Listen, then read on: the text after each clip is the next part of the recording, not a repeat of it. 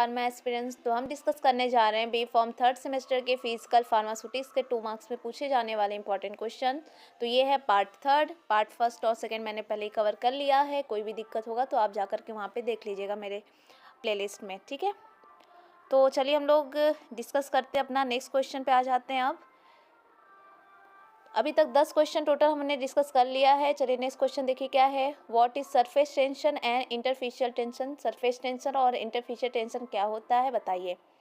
तो surface tension का मतलब है अगर आपके पास में कोई ऐसा लिक्विड है और लिक्विड नॉर्मली ओपन एयर में रखा हुआ है, ठीक है, तो एयर में जब वो रखा हुआ है तो उसकी वजह से जो सरफेस के ऊपर जो भी तनाव या दबाव लग रहा है तो वो कहलाता है सरफेस टेंशन, ठीक। लेकिन इंटरफेशियल टेंशन क्या है, मतलब कि इंटर का मतलब माध्यम, बीच का। आपके पास में कोई दो ऐसी चीज़ें होंगी, हो सकता है कोई दो लिक्विड हो या फिर कोई एक लिक्विड और एक सॉलिड हो, ठीक। इस तरीके से कोई आपके पास में दो अलग अलग यहाँ पे अलग अलग आपके पास में कंपोनेंट होंगे और उन दो अलग अलग कंपोनेंट की वजह से जो टेंशन लग रहा है उसके सरफेस के बीच में, उसको हम कहेंगे इंटरफेशियल टेंशन, ठीक।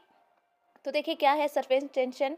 Surface tension is the property of a liquid in contact with a gas phase usually air, ठीक, that causes its surface to behave like a stretch elastic membrane.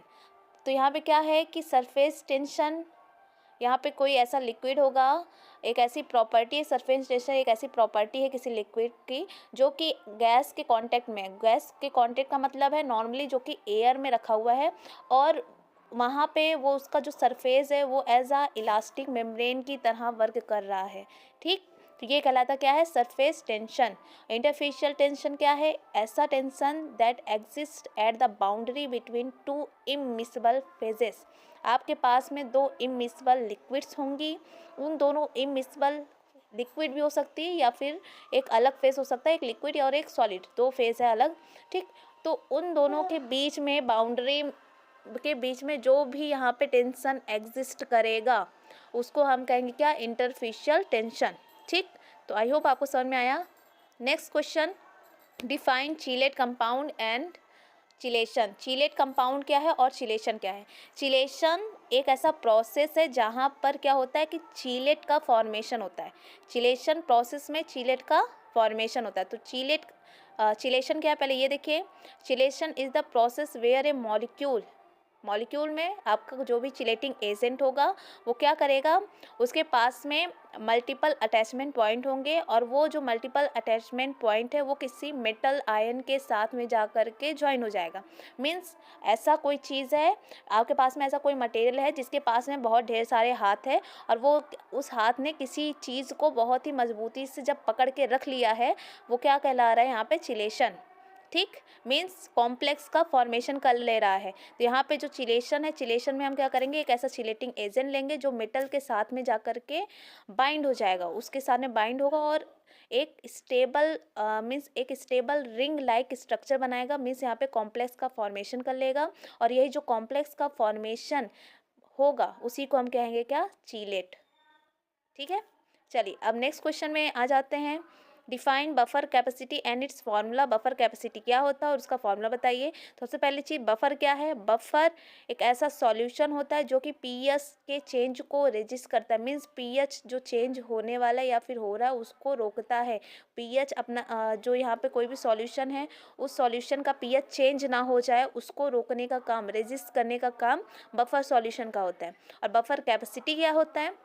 Buffer capacity का मतलब यहाँ पे ये है कि आपके पास में ऐसा कोई सॉल्यूशन था, सॉल्यूशन एसिडिक ही था, आपने उसमें क्या किया है कि आपने या उसमें बेस को ऐड किया, तो आपने कितना अमाउंट बेस को ऐड किया कि वहाँ पे जो एसिडिक पीएच था वो बेसिक पीएच में कन्वर्ट हो गया, ठीक। तो वो कहलाता है क्या, बफर कैपेसिटी। मीन्स यहाँ पे कितने अमाउंट हमें एसिड और बेस की चाहिए होती है ताकि हम किसी सॉल्यूशन के पीएच में चेंजिंग कर सकें, ठीक। अगर सिर्फ बफर सॉल्यूशन की बात की जाएगी तो बफर सॉल्यूशन पीएच के चेंज होने को रोकता है, लेकिन बफर कैपेसिटी कितना अमाउंट एसिड और बेस का लगा है कि आपका जो पर्टिकुलर सॉल्यूशन है उसके पीएच में चेंजिंग हुआ है, ठीक। और इसका फॉर्मूला आपको यहाँ पे नीचे लिखा हुआ है, देख लीजिएगा, ठीक।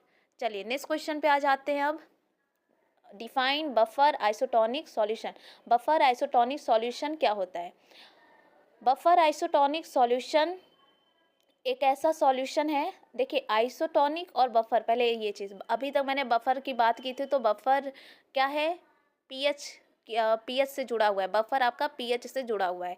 और आइसोटोनिक, आइसो मतलब सेम, और टोनिक का मतलब यहाँ पे टोनिसिटी। टोनिसिटी क्या है?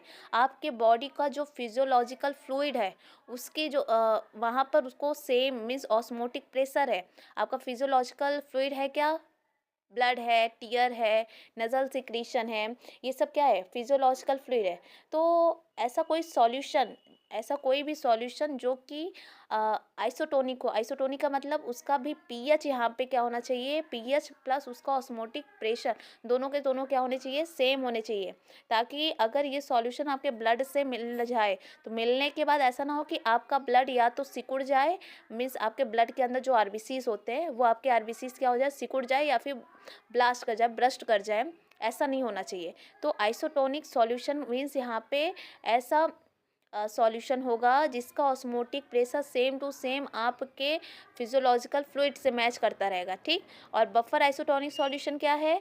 ऐसे सॉल्यूशन जो कि पीएच के साथ साथ ऑस्मोटिक प्रेशर, जो आपके बॉडी का ऑस्मोटिक प्रेशर, दोनों को मेंटेन करके चलते हैं, मीन्स दोनों की जो प्रॉपर्टी होती है इसमें होती है। तो देखिए डिफिनेशन क्या है? ए buffer isotonic solution is a specialized pharmaceutical preparation designed to match both the pH and the osmotic pressure of physiological fluids।